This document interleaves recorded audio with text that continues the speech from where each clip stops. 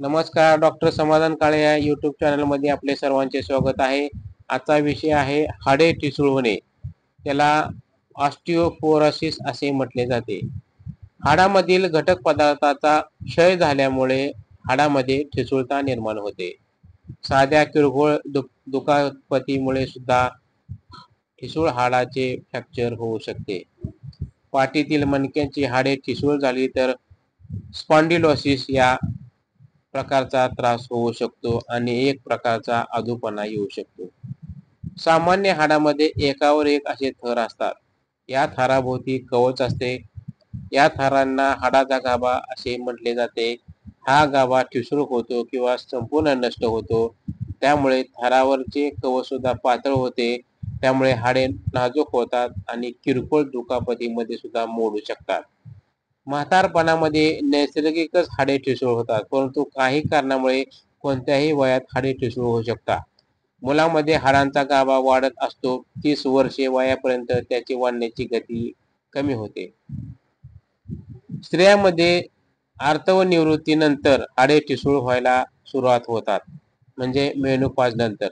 पुरुषांमध्ये 45 नंतर हाडे ठिसूळ व्हायला लागतात, अर्थात व्यक्तिपरत्वे यामध्ये बदल होऊ शकतो. मनगटाची हाडे, मणके आणि कमरेची हाडे सामान्यतः ठिसूळ होतात. आता याची लक्षणे काय आहेत तर ठिसूळ हाडामध्ये वेदना होतात. ठिसूळ हाडामुळे म्हातारपणात पाठीला बाक येतो. छातीचे आणि पोटाचे विकार होतात. हात पाय कमरेची हाडे दुखतात. वाकणे वळणे इत्यादी शारीरिक हालचाली करताना त्रास होतो किंवा हाडाचे फ्रॅक्चर होते. याची कारणे काय तर आहारामध्ये पौष्टिक घटकांचा अभाव किंवा पौष्टिक घटकांचे आतड्यातून शोषण नीट न झाल्यामुळे सुद्धा हाडे ठिसूळ होतात. कॅल्शियम आणि ड जीवनसत्वाचा दीर्घकालीन कमतरतेमुळे हाडे ठिसूळ होतात. पुरुषांपेक्षा स्त्रियांमध्ये हाडे ठिसूळ होण्याचे प्रमाण जास्त आहे, कारण मासिक पाळी, गरोदरपण, बाळंतपण या काळामध्ये कॅल्शियमचा शरीरामध्ये मोठ्या प्रमाणात वापर होत असतो. पडल्यामुळे हाडे मोडतात असा समज आहे, परंतु हाडे ठिसूळ झाली आहेत हे हाड मोडल्यामुळेच लक्षात येते.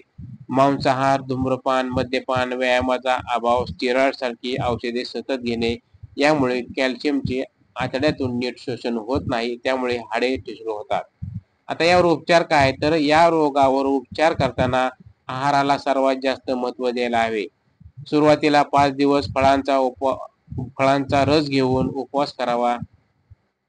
फळांचा किंवा भाज्यांचा रस निम्मे पाणी टाकून दर 2 तासांनी घ्यावे. संत्री, लिंबू, अननस, पपई, हिरव्या पालेभाज्या, बीट, गाजर यापैकी फळाचा रस घ्या. याच काळात पोट साफ होण्यासाठी कोमट पाण्याचाही निरमा रोज द्यावा. उपवासानंतर संतुलित आहार सुरू करावा. आहारामध्ये सुका मेवा, कच्च्या कोशिंबिरी, दूध, दुधाचे पदार्थ, पनीर असायला हवे.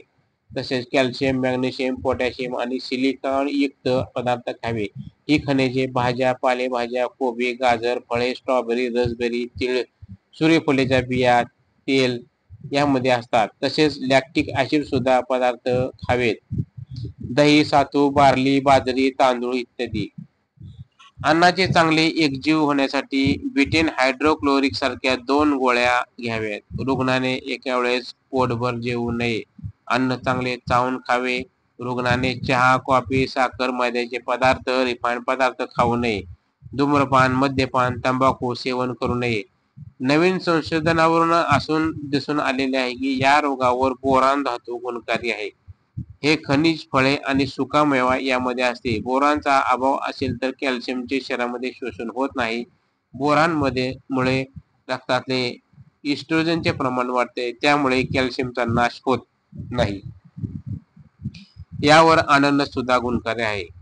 टेक्सास विद्यापीठातील आहारतज्ञ डॉक्टर फ्रेडेल ग्रेव्हिस यांच्या मतानुसार हाडे ठिसूळ असणाऱ्या स्त्रियांमध्ये सामान्य स्त्रियांपेक्षा मॅंगनीज 1/3 कमी असते. म्हणून अशा स्त्रियांना मॅंगनीज देणे आवश्यक आहे. हाडे ठिसूळ होऊ नयेत म्हणून नियमितपणे व्यायाम करणे आवश्यक आहे. चालणे, पोहणे, जॉगिंग करणे, सायकल चालवणे असे व्यायाम करावे. तर आपल्याला ही माहिती कशी वाटली? लाईक करा, शेअर करा, सबस्क्राईब करा. धन्यवाद.